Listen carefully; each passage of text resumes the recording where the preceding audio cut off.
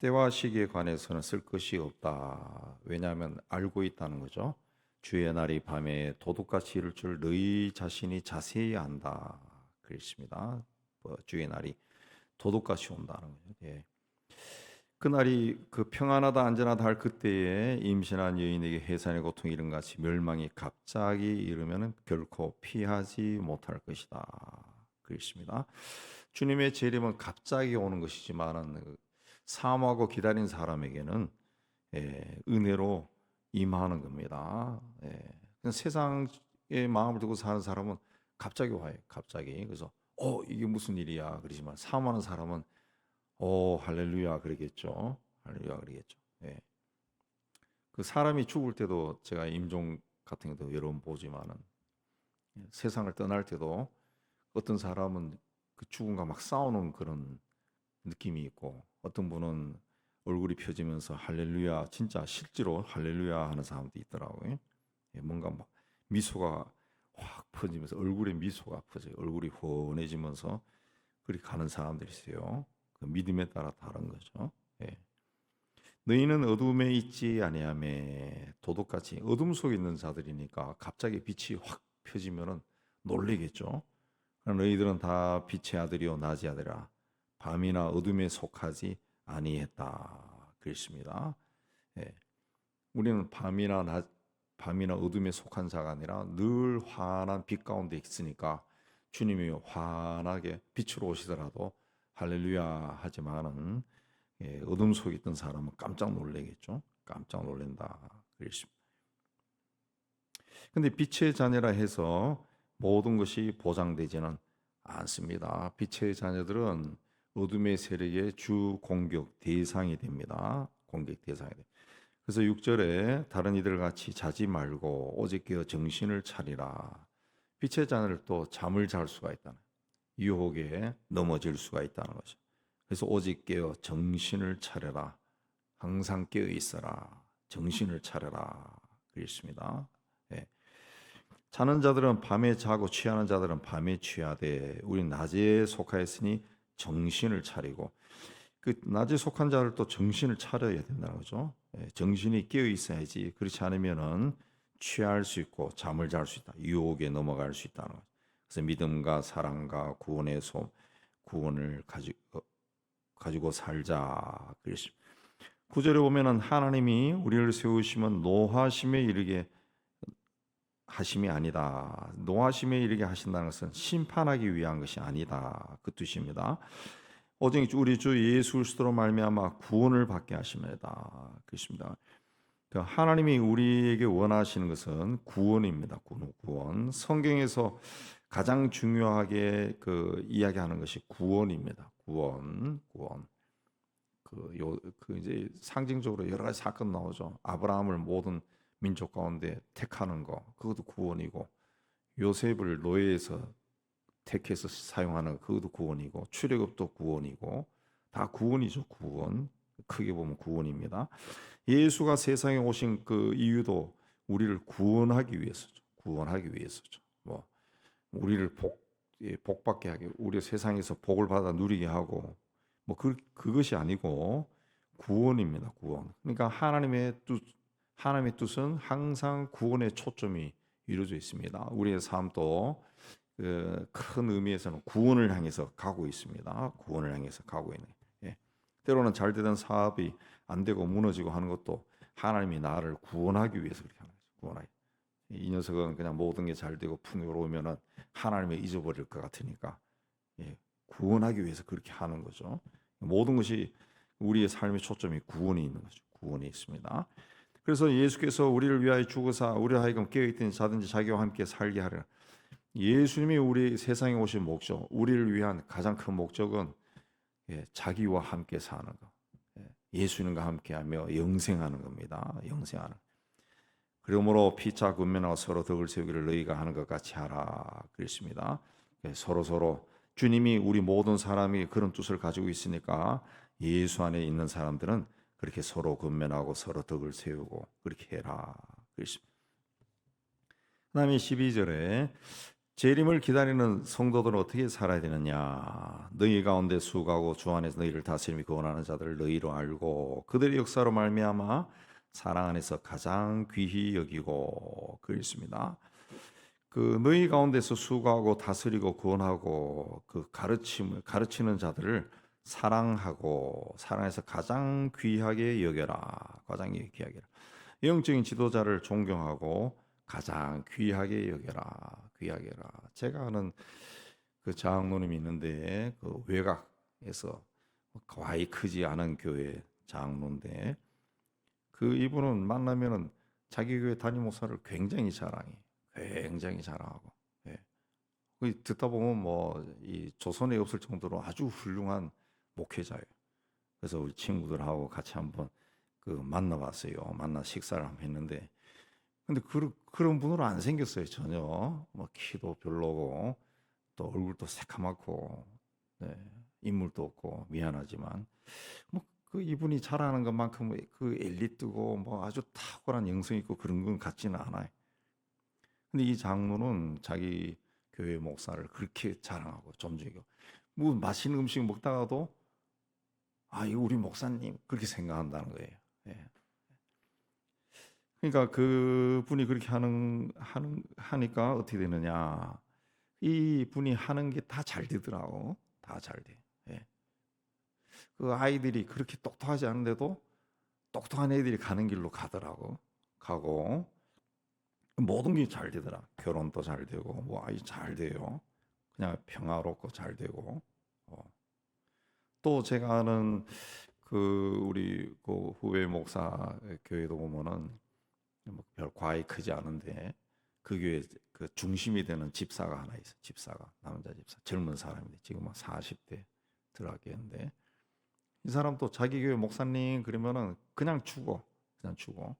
원래 예수 안 믿고 막 하나님이 어디 있어 막 이러던 사람이에요. 근데 이 전도 받고 이제 그 교회 다니게 됐는데 이분 또 젊은 사람답지 않게 하는 일이 다 잘 돼. 잘 돼. 잘 돼. 무슨 그 누가 도와주는 것처럼 잘 된대요.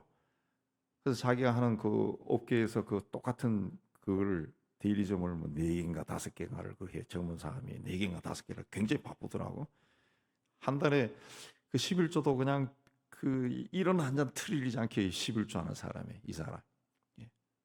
11조를 그 교육을 받아가지고 그게 11조가 한 달에 몇 천만 원이라든가 뭐 1억을 한다든가 그걸 젊은 사람들이 하더라고. 젊은 사람. 예. 그러니까 하나님께서 그렇게 하신 겁니다. 하나님께서. 예. 사랑 안에서 가장 귀하게 여겨라. 가장 귀하게 여겨라. 예, 가장 귀하게 여겨라. 어딜 가거나 이 사람들은 자기 목사님이 뭐 어딜 가거나 거기 있다. 그냥 서포트 다 하는 거야. 나는 뭘 한다 그러면 다 하고, 뭘 한다 그러면 다 하고, 뭐 책 낸다 그러면 책값 다 내고. 저보고 그렇게 하라는 게 아닙니다. 나는 그런 거 간지러워서 못 받으니까 안 해도 돼. 근데 그런 사람들이 있더라는 거지. 그런 사람들이. 예. 그냥 교회가 그렇게 하니까 막 부흥하고 뭐 이런 건 아니지만은 그 개인이 그 어떻게 보면 하나님의 어떤 도우심이 있는 것처럼 누가 옆에서 도와주는 것처럼 뭐 잘 돼요, 잘 돼요. 다른 똑같은 업종에서 다른 사람은 안 돼도 이 사람은 잘 되더라. 이 사람은 무슨 마이더스의 손처럼 잘 되더라.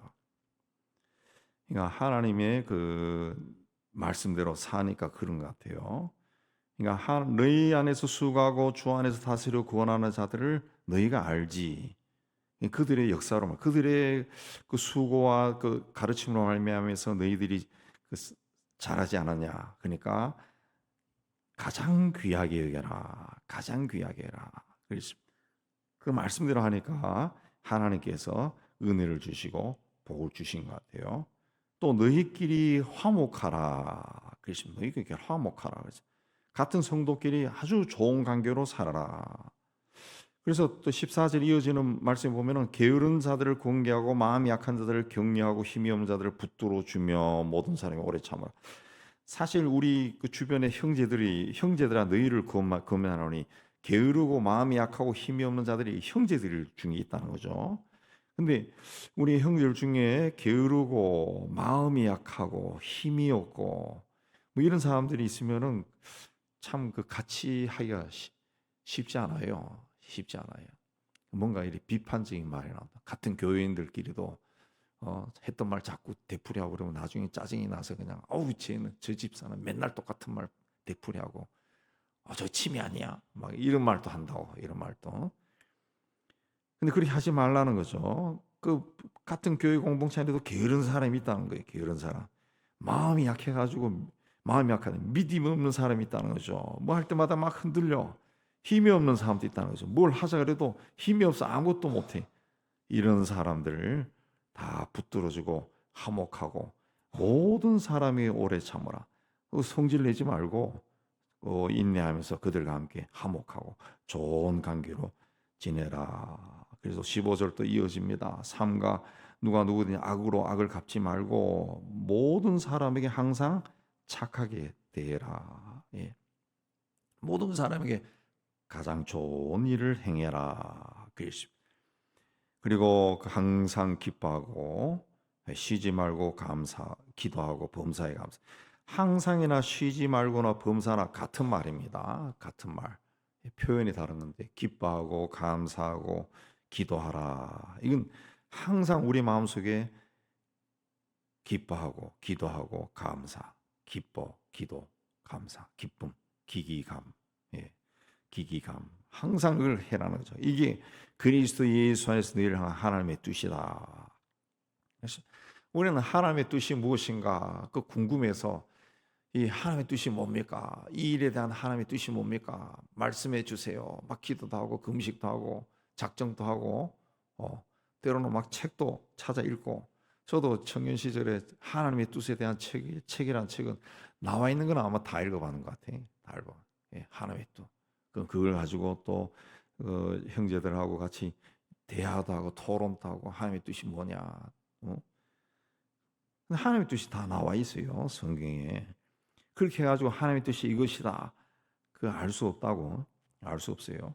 하나님의 뜻은 항상 기뻐하고 쉬지 말고 기도하고 범사에 감사하는 거. 이게 너희를 향한 하나님의 뜻이다. 그래서 어떤 하던 일이 벽을 하던 일이 어떤 가로막혀 가지고 이걸 문을 열고 나가야 되는데 이 문이 안 열린다든가 또 하던 일이 뭐 쭉 자꾸만 안 된다든가 그렇게 할 때 하나님의 뜻이 뭘까 고민할 것이 아니라 기도하고 기뻐하고 감사하는 거죠. 하나님 망하게 해주셔서 감사합니다. 안 되게 해주셔서 감사합니다. 안 되게 해주셔서 감사합니다. 제가 아직도 기억나는 거는 청년 때 제가 다니던 그 교회 목사님이 오늘은 참 거기는 이제 헌금이 들어오면은 옛날에는 그랬어요. 이 헌금을 다른 건 안 하고 감사 헌금은 읽어줬다고. 이름은 안 밝히고 무슨 뭐에 감사했습니다. 감사했습니다. 그때마다 오늘은 그 장로님이 하던 우리 장로님이 감사했네요. 우리 사람들이 목사님 또 뭐 하시노 그랬더니 막 자기 아들이 대학 입시에 떨어진 것에 대해 감사했다는 거죠. 예, 그걸 이야기다. 우리 아들 누가 이번에 대학 입시에 떨어졌다네. 이걸 장로님이 감사하셨네. 제가 그 장로님 아는데 학교 교장이었는데 그 옆에 있는 교회 옆에 있는 학교 그 굉장히 인자한 분이에요. 인자. 아들이 대학 입시에 떨어진 것에 대해서 감사합니다. 예. 그 다음에 그 녀석이 재수해서 들어갔어요. 들어갔는데 감사하더라. 예. 그게 이제 범사에 감사하는 것이다. 하고 이제 목사님이 가르치면서 이제 그때 했던 것이 아직도 기억나요. 한 40년 지났는데도 아직도 기억나요. 아직도 그 목소리까지 표현까지도 그대로 기억이 나요. 그대로 굉장히 제가 감동을 받았어요. 이게 하나님의 뜻이라는 거죠. 그러니까 하나님의 뜻이 어디 있느냐? 뭐 헤맬 이유가 없어요. 감사하고 기뻐하고 또 기도하면은 하나님이 그때 말씀하는 거예요. 하나님이 말씀하는. 감사하지 않으니까 A가 생겼어요. 뭔가 생겼어요. 근데 요게 이제 만족이 안 되는 거예요. 만족하면 되는데 만족이 안 되니까 이게 하나님의 뜻입니까? 자꾸 물어. 하나님이 줬는데 뭘 자꾸 물어요. 지가 만족을 못 하니까 감사하면 되지. 어떤 사람은 우리 청년 때 보면은 자기가 사귀는 사람하고 가지고 이게 이 사람이 하나님의 뜻입니까? 맨날 묻더라고. 뭘 그러니까 좀 불만이 있다는 거지. 예, 자기가 원했던 사람하고는 조금 다르니까 하나님의 뜻입니까? 라고 맨날 묻는 거예요. 그게 틀린 거지. 하나님의 뜻이지. 하나님의 뜻. 감사해야지. 감사하면은 세상에서 없는 가장 귀한 사람을 너에게 준 거지. 근데 그걸 감사 못해. 거기서만 나중에 또 헤어지고 난 다음에 또 생각이 나서 또 찾아가고, 그러다 또 막 난리가 나고 그런 케이스도 있어요. 그런 케이스. 예.